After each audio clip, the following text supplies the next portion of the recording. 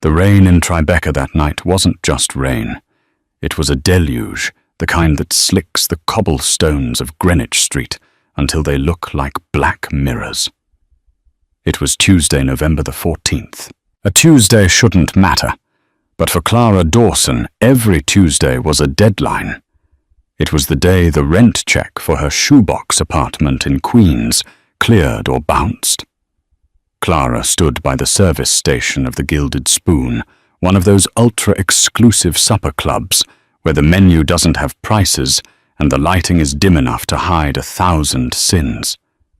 She was rubbing her ankles. The heels the management required were cheap plastic things that dug into her Achilles tendon, but she couldn't afford the comfortable inserts. She was 26, but her eyes held the exhaustion of someone twice her age. Her son Leo had a fever again. The babysitter, Mrs. Gable, was charging double for overtime. "Table 4 needs water, Dawson." "Stop dreaming," a voice snapped. It was Philippe Laurent, the general manager. Philippe was a man who wore suits that cost more than Clara's annual salary, yet he always smelled faintly of stale cigarettes and desperation. He ran the floor like a tyrant, terrified of the owners. A shadowed investment group that everyone knew was just a front for money laundering, though no one said it aloud. "On it, Philippi," Clara murmured, grabbing a crystal pitcher. That was when the door opened. Usually the doorman, a former linebacker named Tiny, filtered out the riffraff before they even touched the brass handle. But Tiny was on a smoke break. The man who walked in brought the storm with him. He was tall, broad-shouldered, wearing a black trench coat that was heavy with water. His hair was plastered to his forehead, dark and severe. He didn't look like the usual clientele. The usuals wore Italian wool and Patek Philippe watches. This man wore heavy boots and looked like he had just walked 5 miles through a hurricane. His face was a map of sharp angles and a day's worth of stubble. There was a scar cutting through his left eyebrow, white against his olive skin. He stopped at the host stand. The dining room filled with the chatter of Wall Street bankers and minor celebrities seemed to quiet down instinctively. It was a primal reaction, like animals sensing a predator in the tall grass. Philip rushed to the front, his nose wrinkling in distaste. He saw a wet man, a rugged man. He didn't see the bespoke stitching on the coat or the cold, dead calculation in the man's grey eyes. "Can I help you?" Philippe asked, his tone dripping with the polite condescension reserved for tourists and lost delivery drivers. "I'd like a table," the man said. His voice was a low gravel rough from disuse. "For one." Philippe scoffed, glancing at the iPad reservation system he held, though he didn't actually read it. "We are fully committed this evening, sir. Reservations are made months in advance." The man looked around. "There's a two-top in the corner. Empty." "That table is reserved for a VIP," Philip lied. It was an overflow table rarely used. "Besides, we have a dress code. Jacket and tie required." "You are dripping on my foyer." The man didn't move. He took a breath, and for a second, Clara, watching from the shadows of the service station, thought he looked incredibly tired. Not angry, just bone-deep weary. "It's my birthday," the man said softly. He didn't say it as a plea. He stated it as a fact. "I just want a steak and a glass of scotch. I'll be gone in an hour."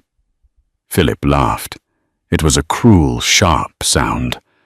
"Sir, there is a diner 3 blocks down. I'm sure they have birthday pie. Now please leave before I call security. You are disturbing the ambiance." The man's hand twitched by his side. Clara saw his jaw tighten. She saw the shift in his stance, the weight moving to the balls of his feet. She grew up in a rough neighborhood in the Bronx. She knew what a punch looked like before it was thrown. This man wasn't going to punch Philip. He was going to dismantle him. The air in the room grew thick.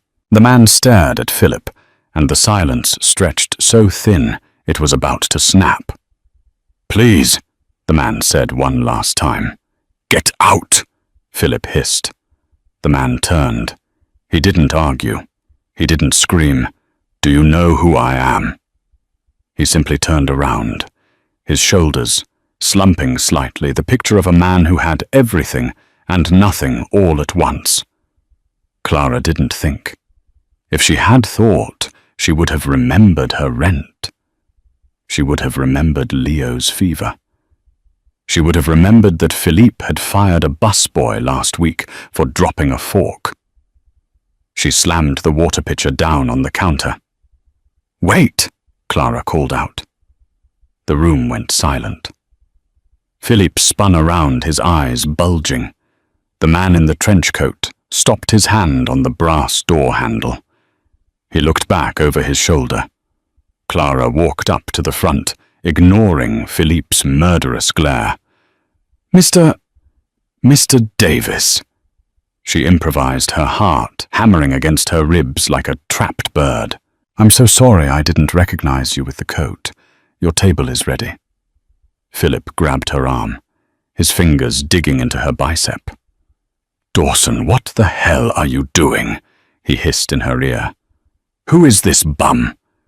"He's a human being, Philip," she whispered back, shaking him off. Then louder, addressing the stranger. "I have a table in my section.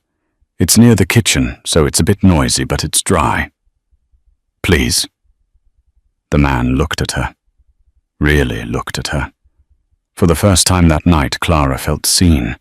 He looked at her frayed apron, her tired eyes, the defiant tilt of her chin. He looked at Philippe, then back at her. "I don't want to cause trouble," the man said. "The only trouble is you leaving hungry on your birthday," Clara said, flashing a smile she didn't feel. "Come on, I make the best recommendations." She grabbed a menu and walked toward the back corner. She didn't look at Philippe. She knew she was walking a dead man's plank. But as the stranger followed her trailing rainwater and the scent of expensive cologne mixed with ozone, she felt a strange electricity in the air. She had just seated Lorenzo Enzo Moretti, the Don of the Moretti crime family, at table 42, and she had just signed her own death warrant with her boss. Table 42 was the worst seat in the house. It was tucked behind a decorative pillar right next to the swinging doors of the kitchen. Every time a runner came out with a tray of oysters, a blast of steam and shouting chefs hit the table. Clara pulled out the chair.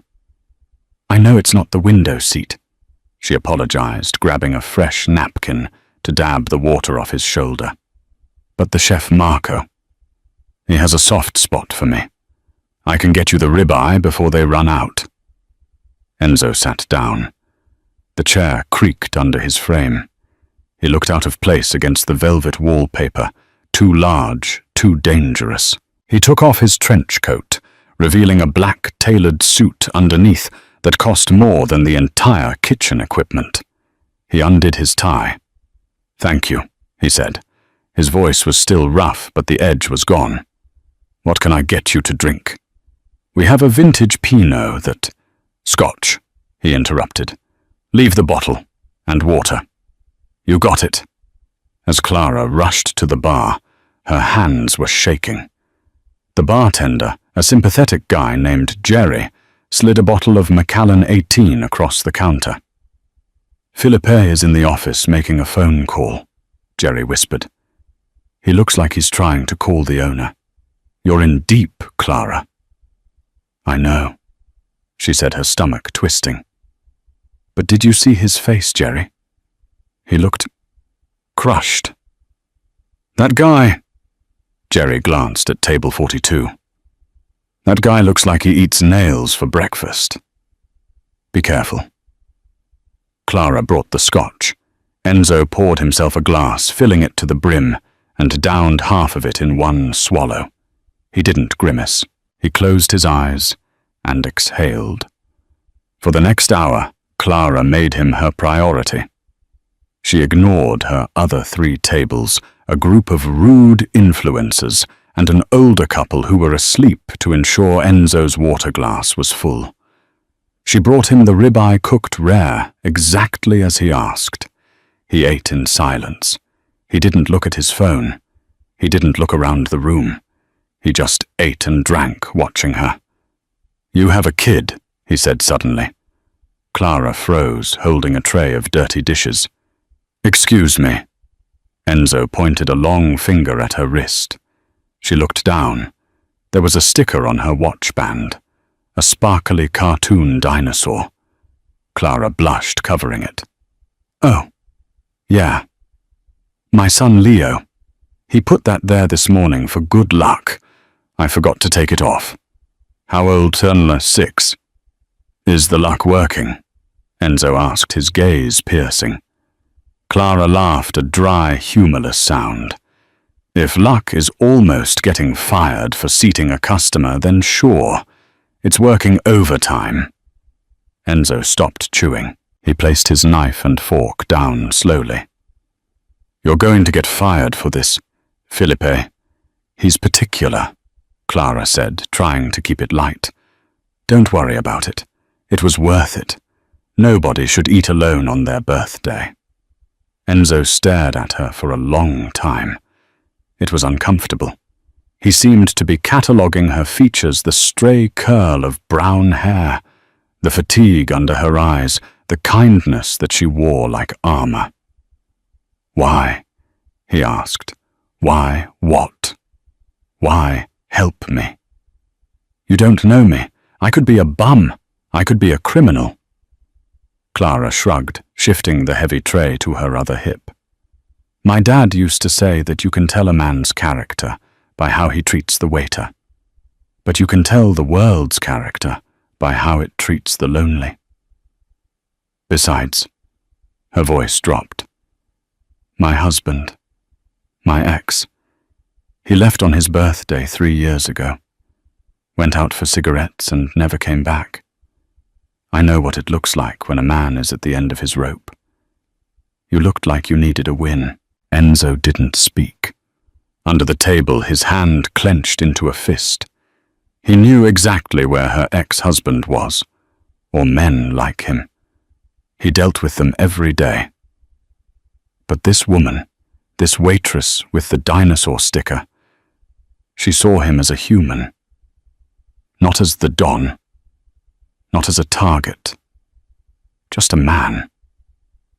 "I have to check on table 6, she said, breaking the spell. When she came back, 10 minutes later, he was finished. The bottle of scotch was half empty. "Dessert?" she asked. "No, just the check." "Wait 1 second, she said. Clara ran to the back. The pastry chef had already packed up, but there were a few stale cupcakes left from the staff meal. They were dry vanilla things. She grabbed one, found a solitary, half-melted candle in the junk drawer, and lit it. She walked back to table 42, shielding the tiny flame with her hand. "Happy birthday to you," she sang softly, so only he could hear. Enzo Moretti, a man who had ordered hits on Rivals and negotiated multi-million-dollar drug deals, stared at the pathetic little cupcake like it was a gold bar. The flame reflected in his grey eyes, softening the hard lines of his face. "Make a wish," she whispered, setting it down. Enzo looked at her. "I wish he thought that I had met you 10 years ago before my soul turned black." He blew out the candle. "On the house," Clara said. "I'll grab your bill for the steak." She walked away to the POS system. When she returned with the black leather folder, the table was empty. Enzo was gone. He had vanished as quietly as a ghost. Clara sighed. Greater dine and dash, she thought. Felipe is definitely going to kill me now. I'll have to pay for the steak out of my tips." She opened the leather folder expecting it to be empty. It wasn't. Inside there was a stack of cash, $100 bills, a lot of them, and a business card. It was thick black cardstock with gold embossing. No name. Just a phone number and a symbol, a roaring lion. On the back of the receipt, written in sharp, angular handwriting, was a note. The luck worked. Buy Leo a real dinosaur. E. Clara's hands trembled as she counted the cash. $5,000. It was more than she made in 3 months. She looked up, scanning the restaurant. But he was gone. "Dawson!" The shout came from the front. Philippe was storming toward her, his face purple with rage. Behind him were 2 security guards. "Pack your things!" Philippe spat, knocking the tray out of her hand. The crash of silverware silenced the restaurant. "You're fired, and I'm making sure you never work in this city again." Clara clutched the cash and the black card to her chest. She didn't know it yet, but as she walked out into the rain that night, jobless and terrified, she wasn't alone. Across the street in the back of a blacked-out SUV, Enzo watched her leave. He picked up his phone. "Sal," Enzo said into the receiver, "find out everything about the manager at the Gilded Spoon, and find out everything about Clara Dawson. I want a tail on her, 24/7. Nobody touches her." "Boss," Sal's voice crackled. "We have the meeting with the Castillo family in an hour. We need to prep." "Cancel it," Enzo said, watching Clara hail a cab. "I have a new priority." The war for the city was about to start, but for Enzo the battle line had just been drawn in front of a waitress who brought him a cupcake. The Q train rattled underneath the East River, the sound of steel on steel, screeching like a dying animal. It was 1:00 a.m. Clara Dawson sat on the hard orange plastic seat, hugging her purse to her chest. Her coat was still damp from the rain outside the Gilded Spoon, and a chill had settled deep into her bones that had nothing to do with the temperature. She looked around the car. A man slept in the corner, head lolling back. A teenager with headphones stared at his reflection in the dark window. Nobody looked at her. Nobody knew that inside her cheap faux leather bag sat $5,000 in cash, a stack of bills that felt heavier than a brick. She should have been relieved. This money was rent for 4 months. It was Leo's medicine. It was a new pair of winter boots. But as the train lurched toward Queens, Clara felt a rising tide of nausea. She had lost her job. Philippe Laurent wasn't just a manager. He was a gatekeeper. The high-end hospitality world in Manhattan was a small, vicious village. Word traveled faster than light. By tomorrow morning, the narrative wouldn't be Clara helped a customer.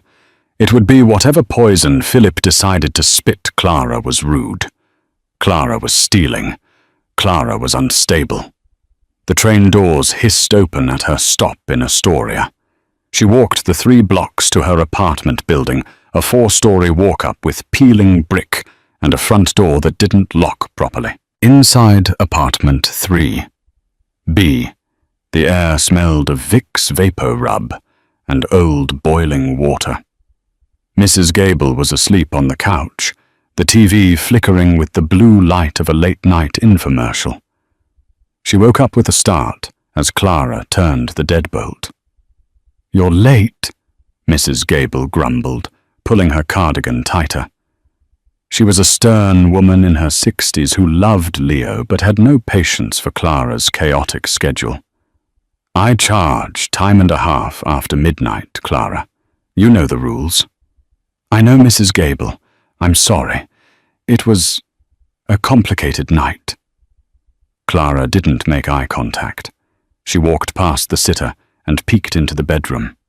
Leo was asleep, but his breathing was raspy. The small dinosaur sticker was still on his wrist, peeling at the edges. His forehead was damp.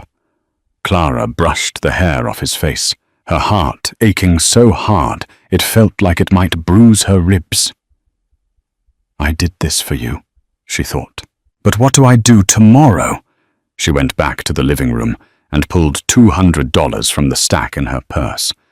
She handed it to Mrs. Gable. The old woman's eyes widened. She snatched the bills. "Did you win the lottery? Or rob the register?"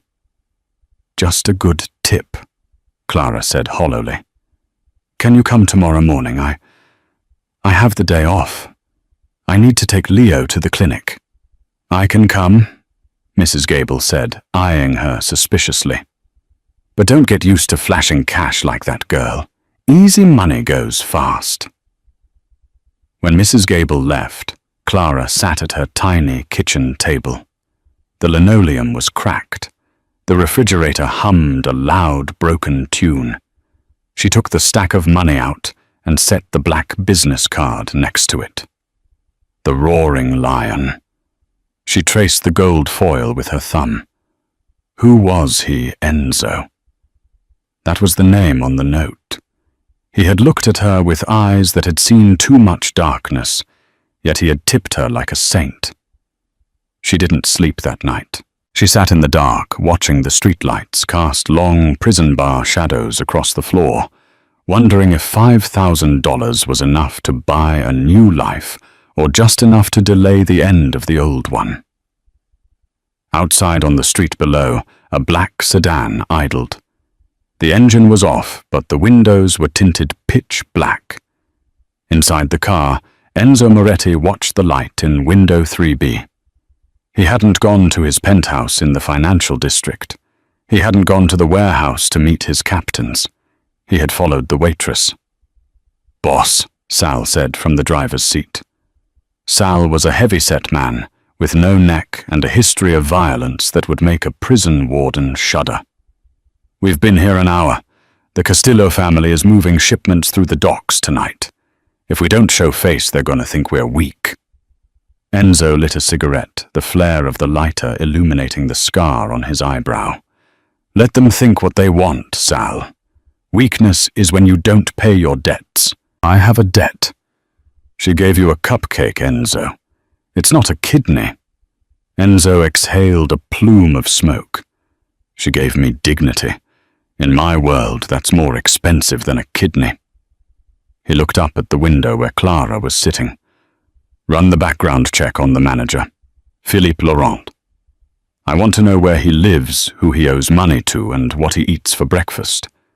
Nobody disrespects me, and nobody touches what's mine." "Is she yours, boss?" Sal asked, looking in the rearview mirror. Enzo didn't answer immediately. He touched the spot on his chest where the cupcake had settled a strange warmth in a cold life. "She's under my protection," Enzo said quietly. Drive. Wednesday morning broke grey and miserable. The rain had stopped, but it left behind a heavy, suffocating humidity. Clara dressed Leo in his favorite sweater, the one with the rocket ship. His fever had broken, but he was still lethargic. She dropped him off at school, promising to pick him up early, and then began the humiliating pilgrimage of the unemployed. She had a plan. She would hit the other high-end spots in Tribeca and Soho. She was a good waitress. She knew wine pairings. She knew how to debone a fish tableside. She was valuable. Her first stop was Le Coucou. The manager, a woman she had met once at an industry party, smiled when she walked in, but the smile didn't reach her eyes. "Clara," the woman said, standing behind the host podium. "I didn't expect to see you." "I'm looking for shifts, Sarah," Clara said, trying to project confidence. "I left the Gilded Spoon last night. Time for a change."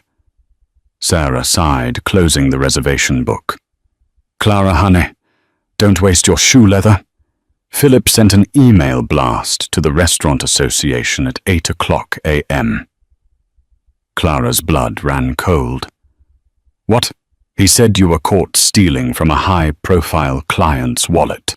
He said you were intoxicated on the floor. Sarah lowered her voice. He marked you as "Do not hire." It's in the system, Clara. Nobody in Manhattan will touch you. Not with that flag on your file. That's a lie. Clara's voice cracked. He's lying. I served a man on his birthday. That's all I did. It doesn't matter what's true, Sarah said, gently looking away. It matters who Philip knows. He's powerful in the Union. Go to Brooklyn or Jersey. You're done in the city. Clara walked out of the restaurant, her legs feeling like lead. She went to 3 more places. The reaction was the same. We aren't hiring. Please leave. We heard about the incident. By 2 p.m. she was sitting on a park bench in Washington Square Park, watching pigeons fight over a crust of bread. She felt like the crust. Her phone buzzed in her pocket. It was the landlord. Rent is 4 days late. Pay by Friday, or I start eviction papers. Clara put her head in her hands. The $5,000 was in her bank account now. But how long would it last? Without a job, without a reference, she was in a free fall. She pulled out the black card with the lion symbol. She had almost thrown it away twice. Call me, the note had implied. But call him for what? He was a customer, a rich, sad man. What could he do? He was probably an investment banker or a lawyer. He couldn't fix a lie spread by a vengeful manager. But she had no options left.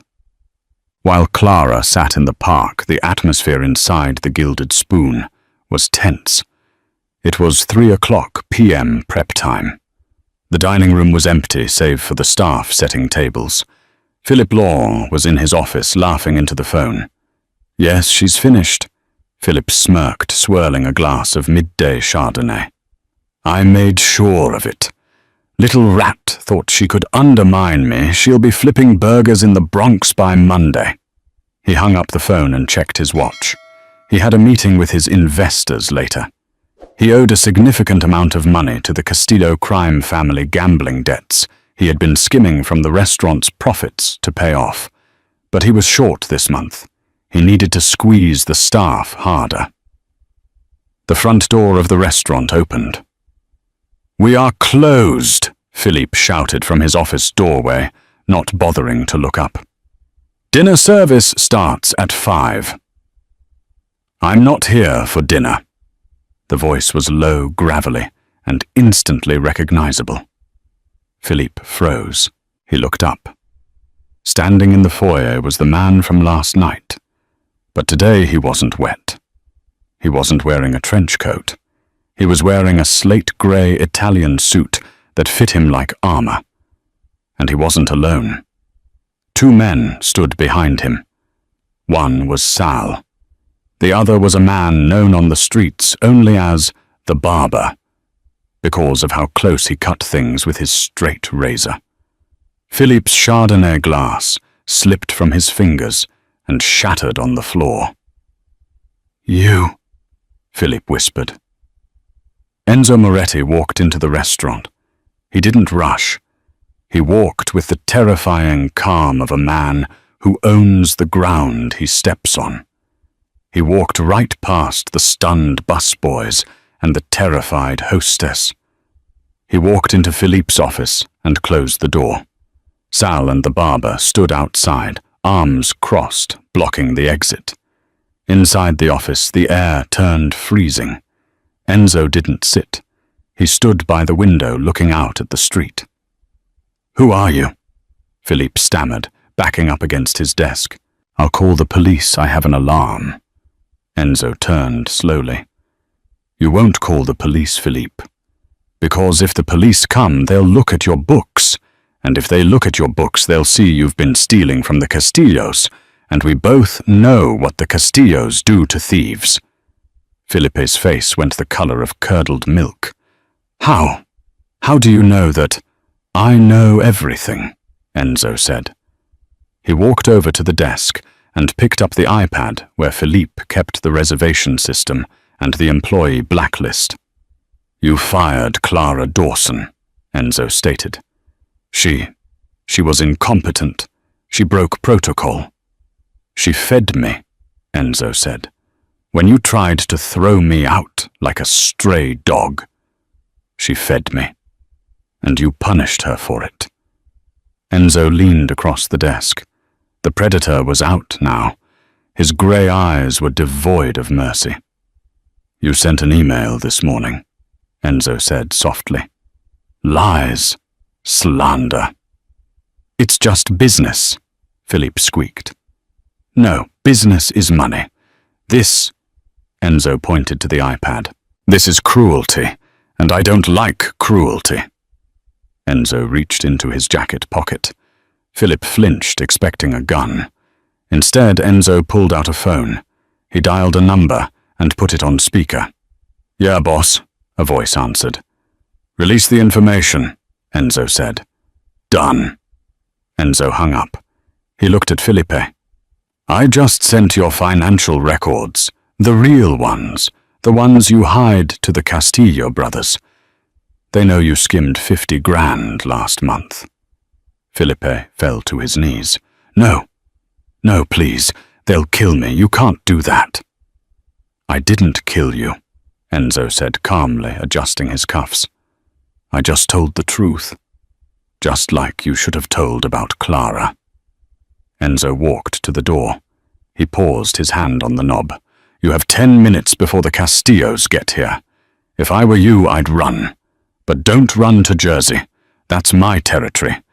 And if I ever hear Clara Dawson's name come out of your mouth again, I won't send the Castillos. I'll come back myself."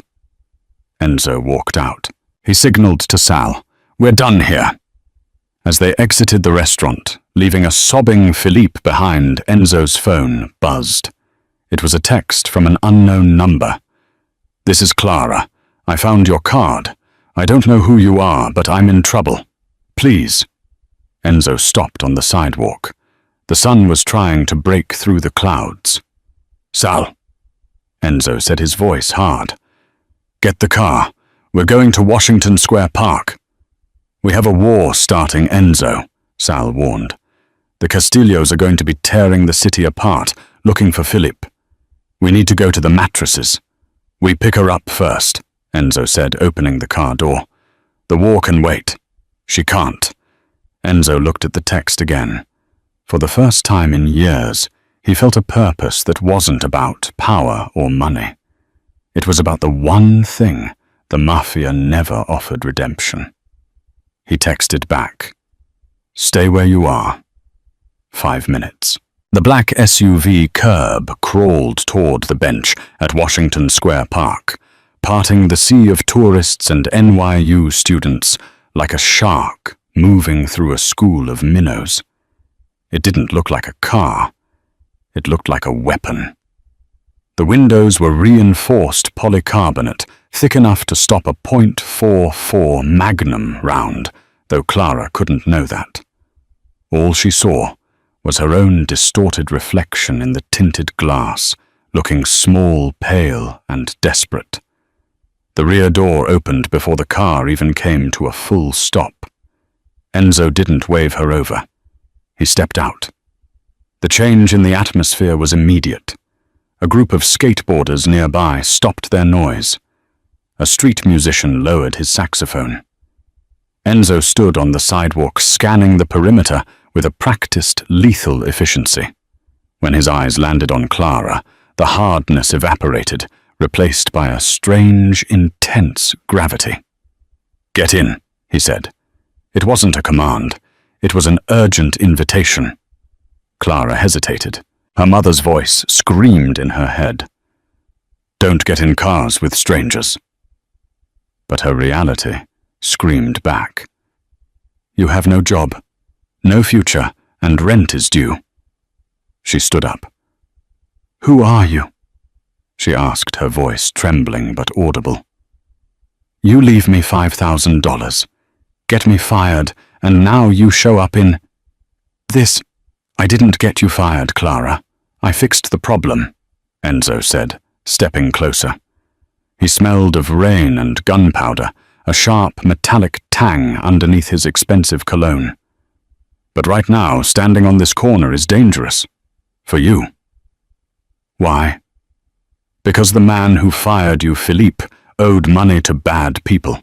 And because I just destroyed him to settle a score, those bad people might think you're involved." Enzo extended a hand. He didn't grab her.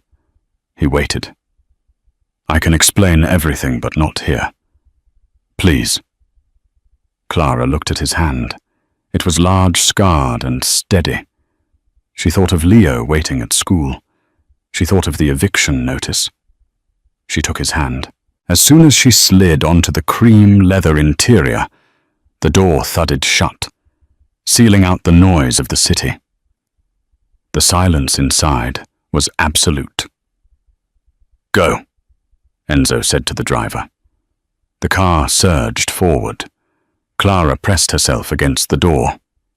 "Where are we going? I have to pick up my son at 4:30. "We will pick him up," Enzo said calmly. He pressed a button, and a partition slid up, separating them from the driver and the front passenger. "But first you need to know who I am, and you need to decide if you want to run from me or stay." Clara stared at him. "You're not a banker." "No." "And you're not a lawyer."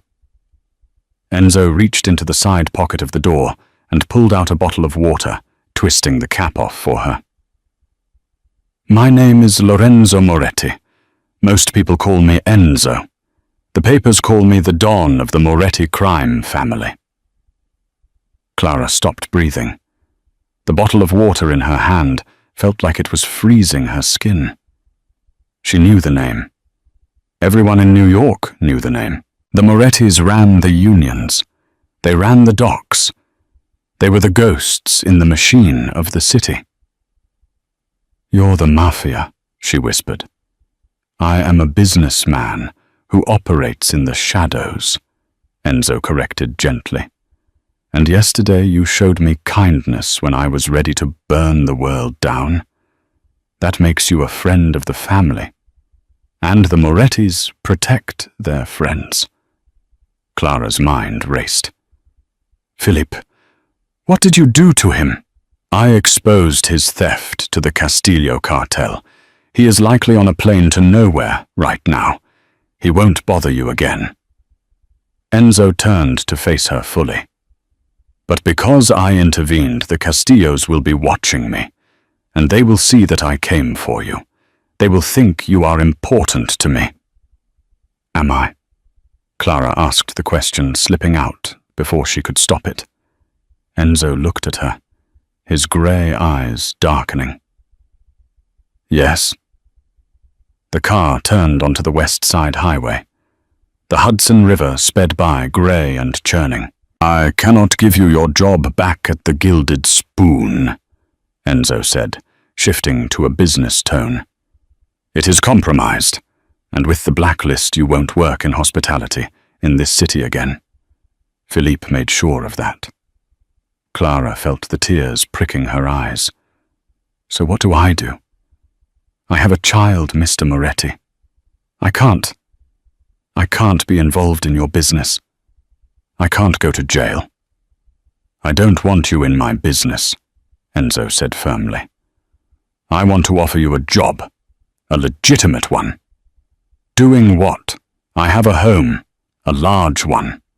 I have a staff of security, but I have no one to manage the humanity of it. My chefs cook what they want. My housekeepers is clean, but the place is cold. I need a household manager. Someone to organize events, manage the kitchen staff, ensure the place is livable." Enzo paused. "The pay is $10,000 a month, plus housing. There is a guest wing, You and Leo would live there, rent-free, safe. Clara's jaw dropped. 10,000. That's insane. Why? Because. Enzo looked out the window, his expression unreadable. I need to know that when I come home there is something real waiting there, not just soldiers and silence. The car slowed down. They were pulling up to a private school in Queens, Leo's school. Clara hadn't even told him the address. He just knew. You can say no, Enzo said softly. I will give you $50,000 cash, and you can move to Ohio. Start over. Or you can come with me. Clara looked out the window. She saw Leo walking out of the school building, his backpack dragging on the ground, looking small and lonely. If she went to Ohio, she was alone. If she stayed here, she was destitute. But in this car, with this dangerous, broken man, she felt something she hadn't felt in years. Safety. I don't want to go to Ohio, Clara whispered. Enzo nodded, a barely perceptible release of tension in his shoulders. Good. Then let's go get Leo. The penthouse, Enzo's glass castle, sat atop a spire in Tribeca, 60 stories above the grime of the streets. It was a fortress of floor-to-ceiling windows, black marble floors and sharp modern art that looked like it could cut you. It had been 3 weeks since Clara and Leo moved in. The transition had been surreal. Clara had expected a dungeon. Instead, she got a suite larger than her entire old apartment building. Leo had a room that overlooked the Empire State Building. He had stopped coughing within 2 days, the high-end air filtration system scrubbing the city smog from his lungs. But the luxury was heavy. The apartment was silent. The guards, Sal the barber, and a few others moved like wraiths, standing in corners, checking earpieces. Clara made it her mission to break the silence. It started with the smell. For years, the penthouse had smelled of lemon pledge and cold air. Now, at 5 p.m. on a Friday, it smelled of roasting garlic rosemary and searing beef. Enzo walked in through the private elevator. He was exhausted. The war with the Castillos was escalating. A warehouse in Jersey had been torched last night, retaliation for Philippe. He had spent the day negotiating with corrupt port authorities. He loosened his tie, expecting the usual empty echo of the foyer. Instead, he heard laughter. He walked toward the kitchen. Clara was there, wearing a simple apron over her jeans and sweater. She was chopping basil. Sitting on the marble island, swinging his legs, was Leo. And then the T-Rex said, "Roar!" Leo shouted, waving a plastic dinosaur. And then the Triceratops said, "Not today, buddy." Clara roared back, tossing a piece of cheese into Leo's mouth. Enzo stopped in the doorway. He felt like an intruder in his own life. This scene was so domestic, so normal, it hurt. Leo saw him first. The boy went silent.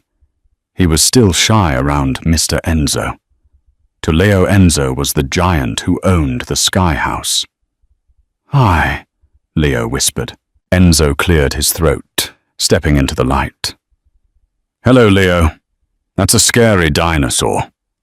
Leo looked at the toy, then at Enzo. "It's a Carnotaurus. It has horns." "Does it?" Enzo moved closer. He didn't know how to talk to children. His world was men who lied and men who died. "Is he the strongest?" "No," Leo said seriously. "The T-Rex is stronger, but the Carnotaurus is faster." Enzo nodded slowly. "Speed is good. Speed keeps you alive." Clara wiped her hands on a towel, watching them. She saw the way Enzo looked at Leo with a mixture of fascination and terror.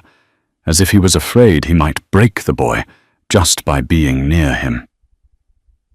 "Dinner is in 10 minutes, Clara said, her voice soft. "I made braciole, my grandmother's recipe." Enzo looked at her. "You didn't have to cook. We have chefs." "The chefs make food, Enzo. I make dinner. There's a difference." They ate at the smaller table in the breakfast nook, not the massive, formal dining table. For the first time in his adult life, Enzo Moretti didn't eat alone, and he didn't eat with business associates. He ate with a family that wasn't his, but felt like it could be. Enzo took a bite of the beef roll, the tomato sauce rich and acidic. He closed his eyes. It tasted like a memory he had forgotten. "This is incredible." "It's better than the school lunch," Leo piped up. Enzo chuckled. A real sound. But the peace was fragile. As they were finishing, Sal walked into the room. He didn't knock. His face was grim. Clara immediately tensed her hand, going to Leo's shoulder. "Boss," Sal said, not looking at Clara. "We have a delivery. Downstairs." Enzo's face changed instantly. The warmth vanished, replaced by the mask of the Don. "Excuse me," he said to Clara. He stood up, wiping his mouth, and walked out with Sal. Clara waited a beat, then whispered to Leo, "Go to your room, baby. Play with the iPad. Mummy will be there in a second." Once Leo ran off, Clara followed Enzo. She knew she shouldn't. She was the housekeeper, not the consigliere. But this was her life now, too. She stood at the top of the stairs, overlooking the foyer. The concierge had sent up a box. It was wrapped in plain brown paper. Enzo stood over it, a knife in his hand. Sal stood back, hand on his holster. "Bomb scan was negative," Sal muttered. "But the smell—" Enzo sliced the tape and opened the flaps. He didn't flinch. He just stared into the box. Clara gasped from the stairs. She couldn't see what was inside, but she saw the blood drain from Sal's face. "What is it?" she called out, unable to stop herself. Enzo spun around, his eyes blazing. "Go back upstairs, Clara." "No. If I'm living here, if my son is here, I need to know." She walked down the stairs, her legs shaking. Enzo moved to block her view, but she was fast. She peered around his arm. Inside the box was a chef's jacket, white stained with red wine or blood. Embroidered on the chest was the name Philippe, and wrapped inside the jacket was a dead, severed fish. It was an old message, a Sicilian message. "Philippe sleeps with the fishes." But there was a note pinned to the fish. Clara read it before Enzo could snatch it away. The appetizer was delicious. "But we want the main course. Give us the waitress, or we take the whole kitchen." Clara stumbled back, her hand flying to her mouth. They killed him." "He was a thief," Enzo said coldly, crushing the note in his fist. "The Castillos cleaned house." "They want me," Clara whispered. "Why do they want me?"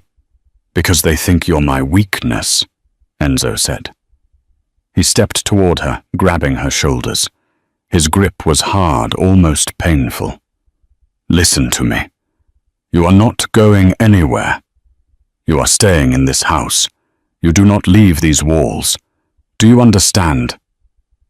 "Enzo, I can't put Leo in the middle of a war." "He is already in the middle," Enzo shouted, the thunder of his voice shaking the glass walls. "If you leave, they grab you off the street in 5 minutes. Here you are in a fortress. I have 50 men outside. I have snipers on the roof." He lowered his voice, his eyes searching hers. "I dragged you into this. I will not let them touch you. I swear it on my mother's grave." Clara looked at the box, then at the man. She saw the killer in him, the violence that simmered just beneath the surface. But she also saw the desperation. He wasn't just protecting an asset. He was protecting the only light he had found in the dark. "What do we do?" she asked, her voice stealing. Enzo turned to Sal. "Call the captains," Enzo said, his voice low and terrifying. "The Castillos want a war fine. We don't wait for them to come to the kitchen. We go to their house.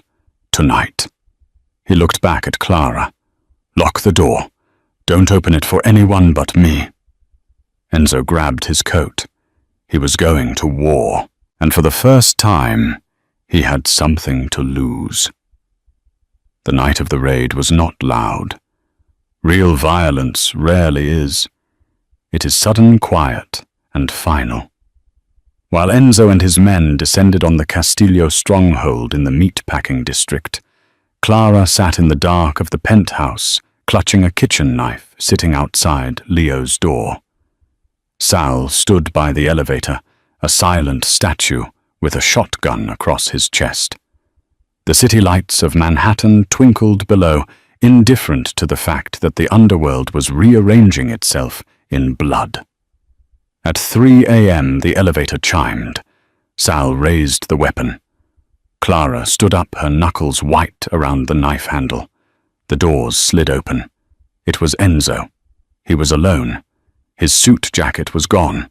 His white shirt was ruined, stained with dirt and dark, wet patches that Clara prayed weren't his own blood. He leaned heavily against the elevator frame, looking like a man who had walked through hell and left the door open behind him. Sal lowered the gun and nodded once. He knew the look. The war was over. The Castillos were gone. Enzo stumbled into the foyer. Clara dropped the knife and ran to him. She didn't care about the blood. She didn't care about the danger. She caught him just as his knees gave out. "I got it on the carpet," Enzo rasped, looking down at his boots. He sounded delirious. "Shh, it's okay," Clara whispered, guiding him to the sofa. "Let me see. Are you hurt?" "Not mine," he said, closing his eyes. "Most of it isn't mine." He grabbed her hand, staining her skin with the remnants of the night. His grip was desperate. "They are done, Clara. Philip. The Castillos. The debts. It's all erased." Clara grabbed the first aid kit she had prepared. She began to clean a deep cut on his cheekbone. "It's over, Enzo. You're home." Enzo pulled back, his eyes snapping open.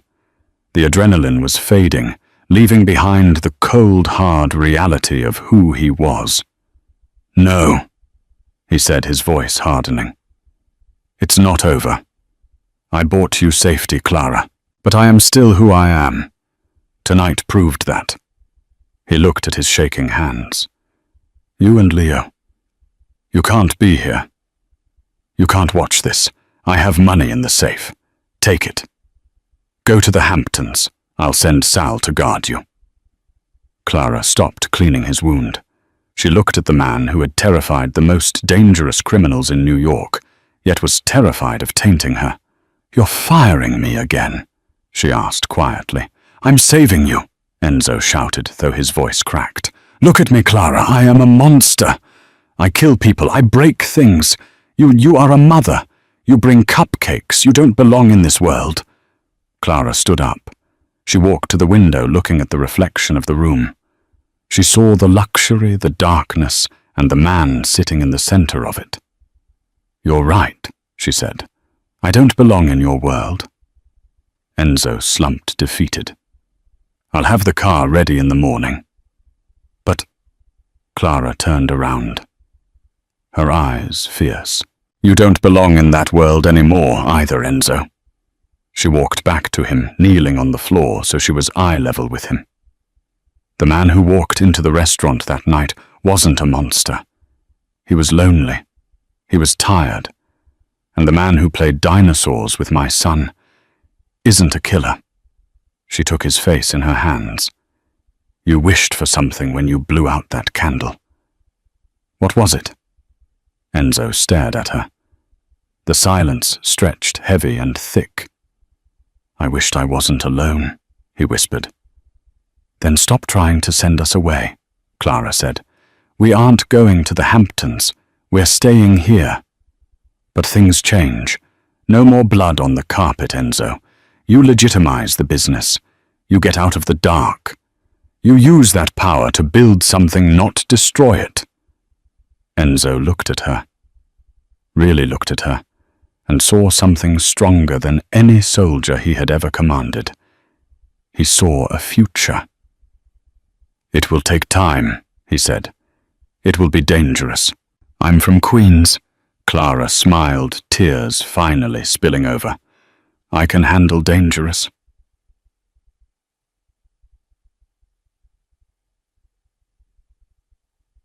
One year later, the rain was falling in Tribeca, but inside the Golden Lion it was warm and bright. The restaurant was the talk of the town. It was impossible to get a reservation, not because of snobbery, but because the food was that good. The owner, a stunning woman named Clara, moved through the tables with grace, greeting senators and sanitation workers alike with the same warmth. At the back, in the best table of the house, table 42, sat a man and a 7-year-old boy. The man was reading a storybook aloud, doing funny voices that made the boy shriek with laughter. The man had a scar on his eyebrow and grey eyes that had lost their winter chill. Clara walked over, placing a single cupcake with a lit candle on the table. "Happy birthday, Enzo," she said, kissing him on the cheek. The entire restaurant went silent, watching. Everyone knew the stories, the rumors of who he used to be, the whispers of the war that was fought for this woman. But nobody cared. Enzo Moretti looked at the cupcake. He looked at Leo, who was eyeing the frosting. He looked at Clara, who was wearing a ring on her finger that shone brighter than the chandelier. He didn't need to make a wish this year. He leaned forward and blew out the candle. He already had everything he ever wanted. And that is the incredible story of how a single act of kindness, a stale cupcake and a happy birthday, toppled a crime syndicate and saved a soul. It reminds us that we never truly know the burden the stranger across from us is carrying. Clara didn't see a Mafia don. She saw a human being in pain. In return, Enzo didn't see a waitress. He saw his salvation. In a world that tells us to look away and mind our business, sometimes the bravest thing you can do is offer a seat at the table to someone standing in the rain.